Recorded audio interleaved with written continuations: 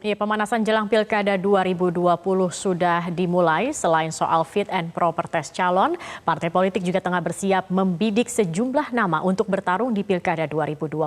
Bagaimana peta politik dan tren Pilkada 2020 sudah hadir di studio Metro TV Burhanuddin Muhtadi, Direktur Eksekutif Indikator Politik Indonesia. Selamat sore, Mas Burhan. Terima kasih sudah hadir, Mas Burhan. Kalau kita melihat tadi di Solo, begitu nama-nama yang saat ini tengah tadi sudah mengikuti uji kepatutan dan kelaikan. Bagaimana Anda melihatnya? Nah, memang dari 270 wilayah yang akan melakukan pilkada tahun ini, bulan September 2020, di antara wilayah yang membetot perhatian adalah Solo. Bukan karena faktor kompetisi yang sangat ketat, tapi lebih karena faktor elit, yaitu putra Presiden, Pak Mas Gibran, itu akan maju. Dan memang sangat ditentukan oleh PD Perjuangan. Karena kebetulan di Solo itu PD Perjuangan menguasai telak sekali dominasi suara hasil Pileg 2019 kemarin. Jadi kalau misalnya tidak ada ganjalan, terutama terkait dengan petahana sekarang yang kebetulan tidak bisa maju lagi, Pak Rudi, tentu akan mudah buat seorang Gibran memenangkan kembali. Karena pertarungannya lebih di tingkat elit daripada di tingkat massa. Tapi kalau melihat dari kualitas keduanya, Anda melihat keduanya memang cocok begitu untuk menjadi calon wali kota Solo? Nah, memang kalau Pak Rudi, petahana sekarang, itu kan konon kabarnya lebih mendukung wakil wali kota sekarang, Pak Ahmad Purnomo. Sementara Gibran itu lebih mendapatkan dukungan dari DPP. Nah, dua-duanya atau tiga-tiganya lebih tepatnya itu sama-sama dari PD Perjuangan.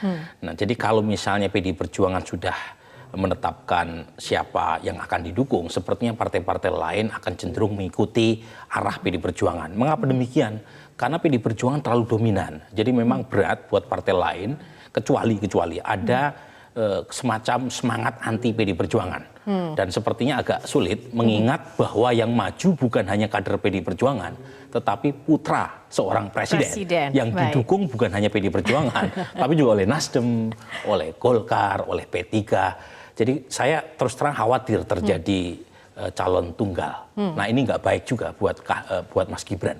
Karena kalau misalnya calon tunggal, itu kesan yang muncul di publik seolah-olah ini keinginan dari elit. Jadi lebih baik memang harus dilawan. Karena inti dari demokrasi adalah manusia lawan manusia, bukan manusia lawan kota kosong. Baik, Mas Burhan, kalau kita melihat ini kan pendaftaran untuk pasangan calon gubernur dan wakil gubernur ini di Februari, kemudian untuk bupati dan wali kota pada Maret mendatang. Kalau kita melihat ini PDI Perjuangan, terutama khususnya karena tadi putra presiden ini menjadi sorotan, menjadi panas begitu untuk mengawali Pilkada 2020. Selain nama putra presiden, ada nama menantu presiden, bahkan juga ada nama adik iparnya kata juga yang akan bertarung, bahkan paman dari menantunya. Ini juga konon katanya juga ingin maju dalam pilkada. Anda melihat nama-nama dari keluarga presiden yang akan bertarung, apakah ini yang nanti akan menjadi pilkada 2020 akan berbeda dengan pilkada-pilkada sebelumnya? Ya, sebenarnya bukan hanya keluarga presiden, anak wakil presiden, Bu Azizah itu juga maju sebagai calon wali kota Tangsel, daerah tempat tinggal saya gitu. Jadi memang kalau kita lihat apa yang menjadi perhatian publik dan media hari ini, itu munculnya apa yang mereka sebut sebagai dinasti politik. Nah, dinasti politik ini bukan semata-mata di tingkat lokal. Kalau pilkada sebelumnya, itu kita mengenal dinasti Atut misalnya di Banten, atau dinasti Ahmad Mus misalnya di Maluku Utara, atau dinasti di Sulawesi Selatan. Tetapi sekarang dinastinya bukan hanya di tingkat lokal, di tingkat nasional. Meskipun belum tentu negatif. Saya punya dinasti politik tidak selalu negatif begitu. Iya, kalau kita tanya kepada para akademisi umumnya kan cenderung dari sisi negatifnya. Tapi kalau ditanya sama masyarakat, kita punya data surveinya, masyarakat sebagian besar mendukung. Meskipun lagi-lagi sebenarnya akan lebih baik memang masukan dari banyak kalangan kan akan lebih baik jika putra atau keluarga presiden, wakil presiden majunya setelah Pak Jokowi tidak menjabat. Tapi lagi-lagi ini kan pasar bebas, kembali kepada masyarakat tidak yang memilih. Tidak ada aturan yang melanggar ataupun juga melarang begitu kan. Dan kalau ditanya tadi Zakia, apa yang beda dengan sebelumnya? Sebenarnya tidak terlalu ada perbedaan. Yang menentukan adalah kualitas figur. Banyak dinasti yang sukses, tapi banyak pula dinasti politik yang gagal. Jadi yang menentukan pada akhirnya adalah sumber daya masing-masing orangnya. Itu satu. Yang kedua, PD Perjuangan menang pemilu 2014, tetapi pilkada serentak 2017, 2018 justru yang menang itu Nasdem. Karena Nasdem pintar memilih calon yang paling diinginkan oleh publik. Jadi partai pemenang pemilu belum tentu menang ketika mengusung calon dalam pilkada. Kalau Anda melihat dari nama-nama yang ada begitu untuk bakal calon wali kota, bupati ataupun gubernur, ini banyak nama baru atau lebih banyak nama lama? Dan kemudian kalau kita melihat misalnya nama-nama lama ini juga masih banyak, katakanlah seperti Tifatul Sembiring untuk bakal calon wali kota Medan begitu. Ini Anda melihatnya memang strategi partai ini adalah mencalonkan nama-nama yang diyakini memang lebih dikenal, lebih populer, atau memang ini pengkaderan partainya yang masih kurang mumpuni, jadi itu saja. Ya, gini, secara sunnatullah, partai-partai itu pasti ingin menang. Jadi apapun partainya, kalau dia masih berwujud partai politik, pasti ingin mencalonkan calon yang potensial menang. Nah, kebetulan kader lama itu punya popularitas lebih baik ketimbang kader baru. Jadi di satu sisi memang mengkonfirmasi macetnya roda regenerasi partai politik. Ya. Kalau kemudian yang muncul adalah kader 4L, lu lagi gitu ya.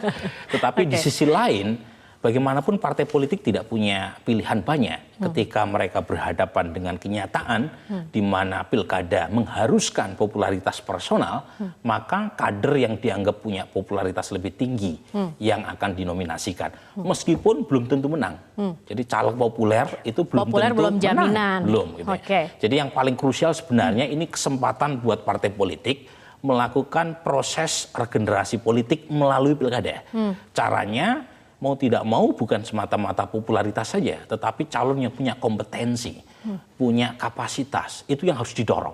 Bahwa popularitasnya masih kurang, yaitu tugas partai politik untuk menaikkan popularitas calon yang kompeten. Cuma memang kita harus akui gitu ya, calon yang kompeten, yang secara logika intelektual bagus, itu tidak otomatis paralel dengan logika pasar elektoral. Nah ini memang dilema. Ya. Di satu sisi pengen mencalonkan kader yang benar, tetapi belum tentu laku. Baik. Nah ini kritik buat partai maupun buat pemilih. Baik, untuk Pilkada 2020 ini kan prosesinya akan mulai berjalan begitu, Mas Burhan. Kalau kita melihat evaluasi dari Pilkada sebelumnya, kemudian PR apa dan apa yang menjanjikan dari Pilkada 2020 ini? Pertama dari sisi penyelenggara. Ini Pilkada dilakukan setelah ada drama yang begitu menyesakkan, tertangkap tangannya seorang komisioner KPU. Nah ini berkaitan dengan trust dari masyarakat maupun dari peserta pemilu. Apakah KPU yang di tingkat pusat terbukti menerima suap itu bisa menyelenggarakan PR besar terkait dengan demokratisasi di tingkat lokal. Itu satu. Yang kedua, PR berikutnya adalah terkait dengan netralitas birokrasi. Itu juga krusial karena birokrasi adalah mesin penting yang akan menentukan siapa yang menang. Jangan sampai terlibat dalam urusan partisan. Yang ketiga yang saya kira krusial, partai politik juga punya kewajiban moral untuk menyodorkan calon kepala daerah yang bermutu. Ya, jadi bukan hanya sekedar populer.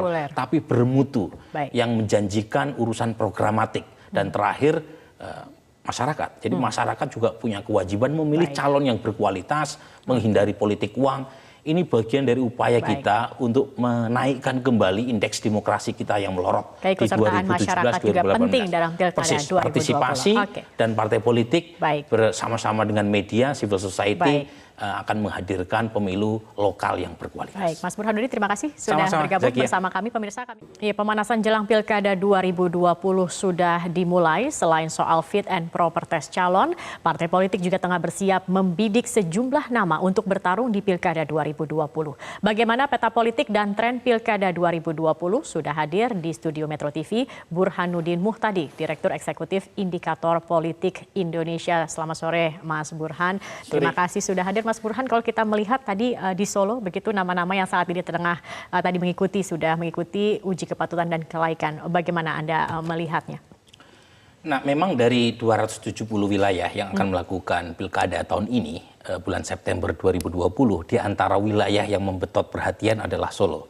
Bukan karena faktor kompetisi yang sangat ketat, tapi lebih karena faktor elit, yaitu putra presiden Pak Mas Gibran itu akan maju dan memang sangat ditentukan oleh PD Perjuangan karena kebetulan di Solo itu PD Perjuangan menguasai telak sekali dominasi suara hasil Pileg 2019 kemarin. Jadi kalau misalnya